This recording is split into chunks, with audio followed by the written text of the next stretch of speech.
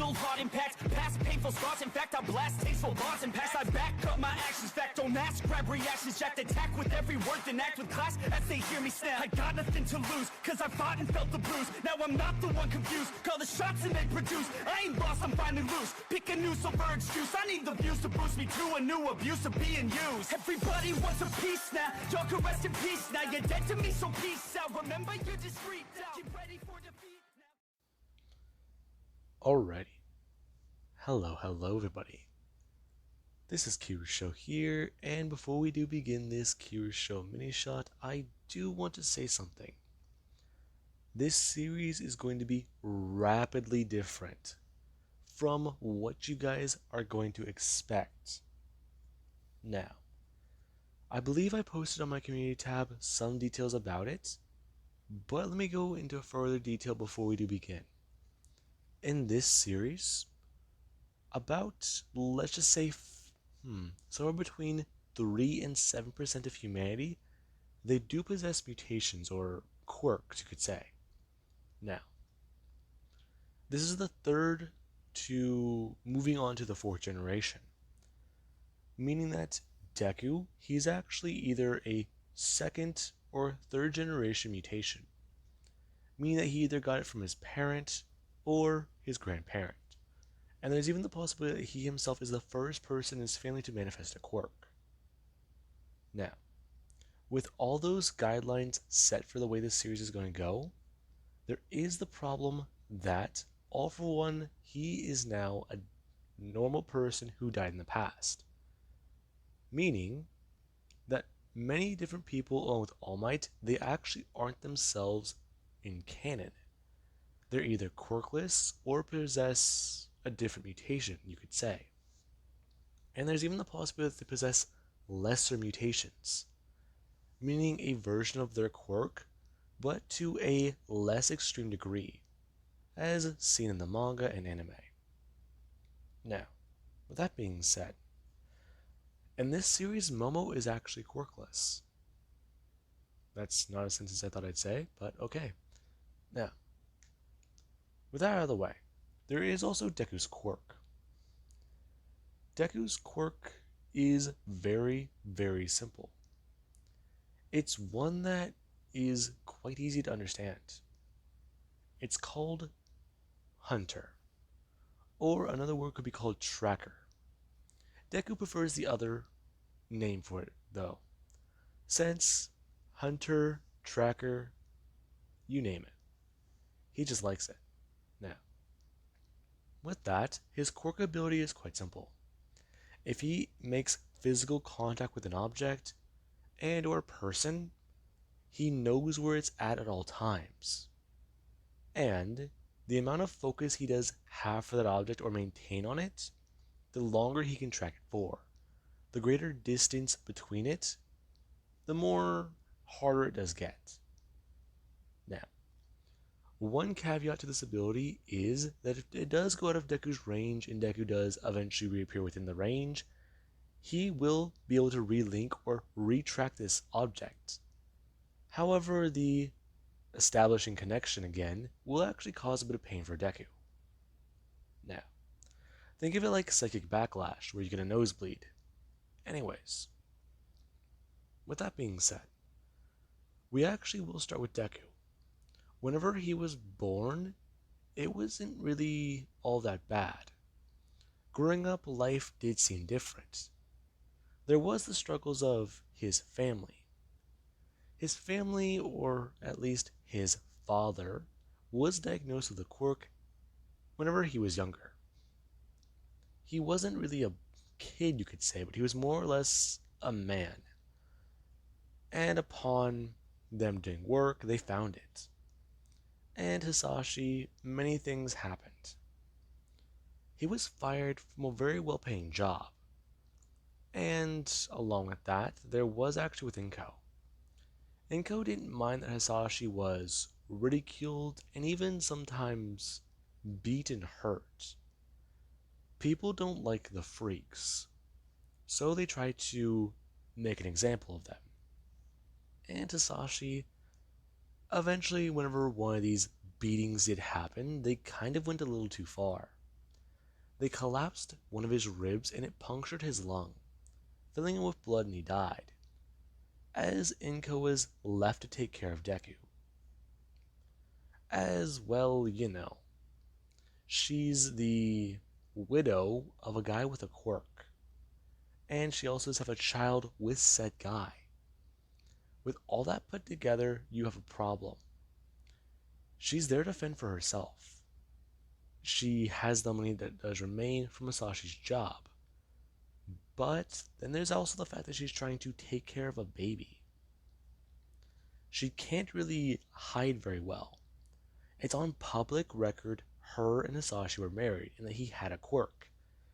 If the people who killed her husband know about her, thanks to the news, they're going to track her down. They might kill her and her baby.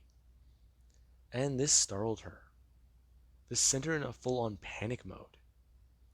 And what she did was very, very simple. She decided to drop Deku off in a faraway place where no one could find him. She hopped on a plane and left Japan, taking him to America where she would put him in an orphanage. Deku being found on the steps one night and taken in. And Enko, she basically started to live her life a bit on the run. She just kind of tried to avoid everything. She knew that it was for the best she leave Deku here. But at the same time, she feels that she may have gone overboard with it. She doesn't really regret her decision, trying to protect her baby. If people do eventually adopt Izuku, then she'll never know where he is and he'll be safer. People won't even know he has a quirk until he's, around an older age? If it doesn't show signs of popping up, then it could go his entire life without even showing signs, unless Deku subconsciously or even reveals his power. There's the idea that he could be born quirkless and live a normal life. But there's the idea that if he does be born with his ability, he'll be ridiculed and trapped. Now, it's around this time I do want to say vigilantism would start to pop up, and the beginnings of Hero Society would somewhat start to take shape. But there's still a bit of a problem. The law. Now, we actually will cut up to a few years later. Deku, he's currently at the age of, let's just say 7. And he's already discovered this particularly strange power. He knows that it's kind of, weird. But he does just think that it's normal. People can go into another room and find something that they're looking for. Or they just search around and find something that's lost. Really, it doesn't seem out of place to Deku. Until one day, you do actually have where Amanda's come walking to the orphanage. And he's very intrigued. Looking around, there are many different children here. And you can tell some of them, they might possibly be normal. Others might possibly have quirks. It's kind of a hit or miss. If a mutant or a baby is born without a mutation, then you can't really tell the difference. Most of the kids born with mutations, they're somewhere else. Just not good places. Now, the guy who's actually here, they were very curious. They're supposed to be learning a bit more. And right now, with the fact that people aren't really all that good right now, they want to start training up more people. This person actually deciding to adopt a few kids, and Deku being one of them. As Deku and a few of the kids, they're basically adopted by an organization and raised to be assassins. Whenever these people did actually start to interview the kids and start to learn a bit more about them, they eventually discovered that Deku, he had a freak show mutation, or if you do want to call it that way, a superpower, or that he was a meta, Actually, yeah, I'll use that term since that was what they used in the anime and the manga. They discovered he had meta powers. And Deku, he was kind of confused. He didn't understand that this was a freak show power or a meta power. He just thought it was normal. And after further explanation and even testing, they discovered that Deku, he's perfect. They can have him do certain jobs. They can have him do certain things. The organization he works for, yeah, it doesn't matter. A hitman, a bodyguard, an assassin, you name it, even a driver. It's just they need people to fill in spots, and Deku's perfect for one of them. And over the course of Deku's life, he does start training. They teach Deku hand-to-hand combat, firearms, and even how to drive. Along with that, they even do try to nurture his meta power, just to see how far it can be pushed. And it's quite interesting to them. Upon further reflection, and even Deku gaining more and more experience, and even going on some real jobs, he kinda does start to embrace this new lifestyle. He understands something more. He was abandoned because of his meta powers. He was abandoned because he was a freak. Deku not understanding that it was for his own protection. And we actually do have currently today. Deku, he's at the age of 20. And he's just finished a job, and he's making sure not to leave any evidence behind. He burned down the building and made sure to make it look like an accident, as to not allow anyone to track him down. As he does arrive back at headquarters and walk in. Deku wearing the outfit as seen in the thumbnail, and actually with a cigarette in his mouth. Deku pulling out the end of the bud and going to flick it away as he does walk in. Deku, as he does walk through the door, people do watch him let out a deep breath and the smoke just go out around him, as he basically just walks through a cloud of it. So, what's going on? Back already? That didn't take long. Of course it didn't. He was a snitch. Yep. Of course he was. That's why you had him killed. I bet. Anyways. So, what's my next job? Hitman? Assassin? What? Well, actually, this is kind of tricky. What is it? Well, considering the fact that you yourself are particularly well wanted, people want to hire you as a bodyguard. What's new? Okay. Tell me, who is it? Who is it? Some famous broad called Yaoyorozu? I don't know. It's Yaoyorozu Momo? Deku taking the file and going to look at it.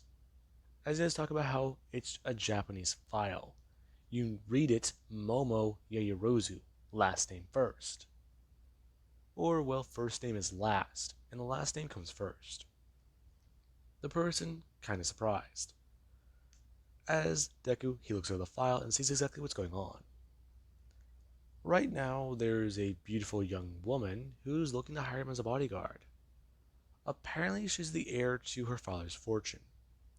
And that fortune just so happens to be a multi-billion-dollar empire that is in control of quite a bit of things around Japan. There are certain people who would definitely benefit from her being wiped out of the picture. And right now, she's looking for somebody who can protect her. As we do actually have Deku. Right now, he does look at everything. The job pays surprisingly well. And as he does continue looking throughout everything, it does seem like this is a job he could take. Along with that, usually his jobs are consistent of what? Guarding old rich people and old fat guys? Even then, those guys have no class. They're jackasses and they make fools of themselves. It seems like they're just trying to show off because they have the money. It'll be a nice change of pace. Being around somebody his age, who, from what he can at least tell here, seems to be not really so much as a spoiled brat, but possibly at least a little less snarky than the rest. And Deku does at least continue reading on, as it does talk about the concerns of hiring him, since he's not an older gentleman with more experience. As Deku, he does go to stand up, and he does decide that he's going to at least show them he's worth hiring. As we do cut to a few weeks later, and in Japan, where Momo, currently her family or her limousine has pulled up to her house. Her getting out as she is going to walk up to the door to the mansion. As she does do that, there is actually whenever she does see that the door, it's closed. Her walking in and looking around. No one was there to greet her at the door. And that was kind of off guard or off-putting to her. Usually there's a bodyguard here. And, well, it's just kind of surprising. Right now, she does start to walk through the mansion. There's this strange smell. But even then, it's not really there anymore. She seems to be all alone here. She finds it to be quite odd, but she does just think that the staff may have left early. And that she should really call somebody back as to see what happened. There must have been an emergency or something like that. Possibly? Is it possible that there was an incident here? No, wait, but then they would inform her. That's quite odd.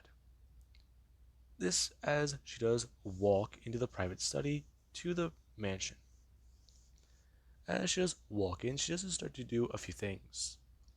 She boiled some hot water and came in here. Her with a teapot as she actually does go to set down a silver tray and go to open a small container. Her taking some leaves and going to actually put them inside of a small case that does at least have a metal box and many holes inside of it. Her going to dip the infuser inside the hot water as she's going to hang a stick on it to make sure it doesn't sink inside. Her going to wait as she actually does go to put 2 sugar cubes inside of her cup and go to sit down. As she does look around, trying to think about what book she might be able to read. Today was very annoying and stressful, and right now she could go for some really good entertainment, especially because of how much she may have stimulated her brain today.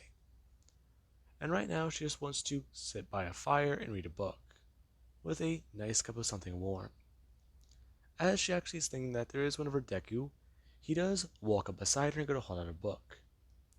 Here, I think this one might be interesting. Ah, yes, thank you. Her going to pause before looking up towards Deku, who he is standing there with a cigarette on his left ear, as she also does see Deku's holsters and the guns. Her jumping up out of her chair and someone just flying over the couch. As Deku, he does just stare at her with a book still in his hand. Her actually going to stand back up and going to bring up her hands. Deku is surprised to see that she actually took a fighting stance. Who are you and what are you doing in my house? I'm sorry. I assumed you saw a picture of me and you would have recognized me. I'm going to call security. You should not be in here. This is breaking and entering. Momoya Yorozu, age 22. Birthday, Deku saying her birthday, the hospital she was born in, and even going over some things that were in her file. Her staring at him as Deku is going to sit down.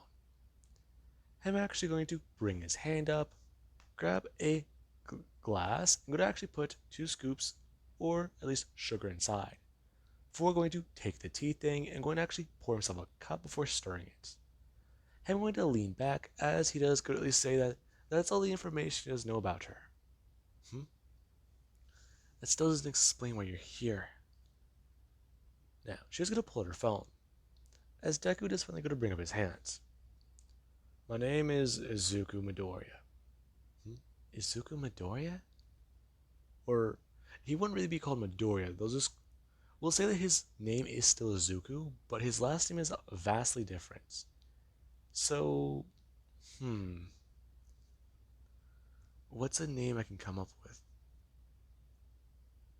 I can only think of a superhero name right now. Anyways, it doesn't matter. Deku would say his last name, and then Momo would immediately go to stare at him kind of confused. As Deku, he would explain. She was looking to hire him as a bodyguard, but it seems like she doesn't even really know what he does look like. She only knew his age and his name, and that is a really bad thing to know about somebody.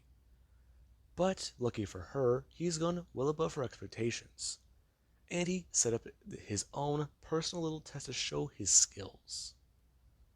Momo very confused, as Deku does at least express to her that for the last month and a half, he's been surveillancing her and her mansion.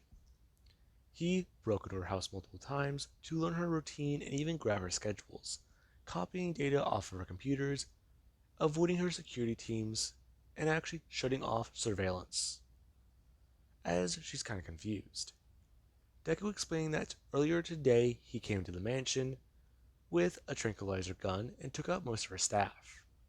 All of them, they will make a full recovery within a few hours. However, the fact is, he went through all of it as if it was a cakewalk, and currently he's been in this room waiting for her for the last hour and a half, since her meeting ran a little bit later than she'd expect.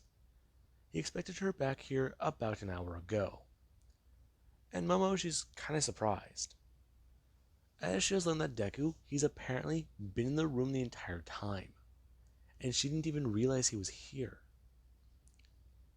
Uh, wow. Yes, Monsieur Hirozu. I can assure you that my skills, along with my test, has proven everything to you. Deku going to actually walk around the table and go to grab something that was underneath.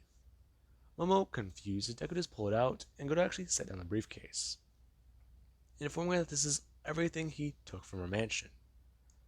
As she does look inside the briefcase and see USB drives, paper, and even the tranquilizer gun he did use. As he does show her that all of it is genuine and that he can prove he did everything. As she does just stare at him kind of surprised. She's well aware of his skills now. Along with that, it's just kinda weird. As Momoshi at least does ask him if he does really possess a quirk, or he really is a meta. Yes, I am, Monsieur Hirozu. However, for my particular line of work, that really is not seen as something you should be, well, easy to dismiss. You actually should be quite happy I'm a meta.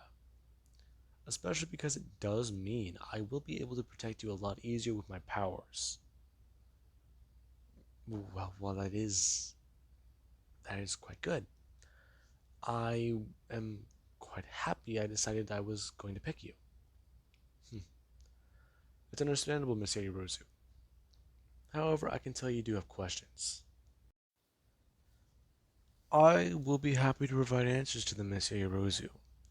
However, most of the questions you already will be asking are right here in this case. So I believe it would be better for you to look over the information that I do leave here with you, and decide whether or not if you would actually like to hire me. Momo, she's stunned by this. She knew that looking into this guy, his track record, it is quite full of experience. Especially since he's been in this business for well over a decade.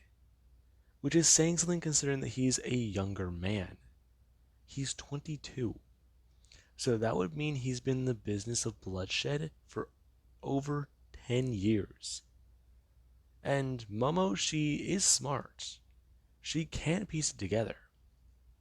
If she had to try to estimate it, that would mean that Deku's been murdering people and doing what he does currently since he was either 10 or 11, her asking about Deku's experience, to which he does reveal to her. He first took a man's life when he was 9 years old, and the job he did it from was very simple. A lot of it is classified red tape that he can't really reveal to her, but he can tell her one thing. He used a handgun, and he was able to get away with it. But the cleanup wasn't really something he was experienced with, so the body was found. And this does kind of shock Momo. She kind of can't really imagine that. Learning a bit more about Deku, she learns that he's been basically training for this since he was a kid, and that this lifestyle he's been adopted into, it's all because of being dropped in an orphanage and staying there. It is difficult for Momo to understand, but for Deku, this is his bread and butter. This is just an every single day occurrence to him. Hell, Deku seems like the type of guy who could probably beat somebody to death with a book and then just read it. Like there's not anything on it. It's quite frightening to her, but she's actually at least somewhat reassured by his experience. Now, Momo, she does at least walk over and go to actually bring up her hand, informing Deku that she will hire him, but he will be able to start immediately, and that for right now, she would actually at least like to know where all of her staff are. Deku informing her that they are all either in guest bedrooms or in rooms that he found assigned to them. So really there's not really much that can be done there. They will wake up, they'll be dehydrated, and they'll most likely be hungry. The only other problem he could see is them staying out and a slight pain in the neck, or other body part that he did shoot at. And Momo, she's quite understanding with that. She's kind of happy that Deku didn't really beat her bodyguards into a pulp, but she kind of does see the tactical advantage of that. If Deku is a ruthless maniac when the first two do meet, then she most likely would not have hired him. He's a smart man. He thinks. He observes like a hunter. And then there's that look in his eyes, the one she does see. Throughout this entire conversation, he's been calm, he's been focused, he's been reading her like said book that he tried to hand over to her. It's just, well, all of it put together. It's a frightening conversation for a man so young.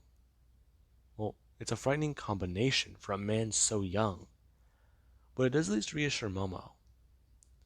And Deku, he does get everything set up, filling out a contract, and then it is actually all said and done. Deku will be Momo's bodyguard for now, and right now she'll be protected from many of the threats that will try to take her on in the future. And with that being said, I do hope that that is actually a good look into this series. I do hope you guys enjoyed.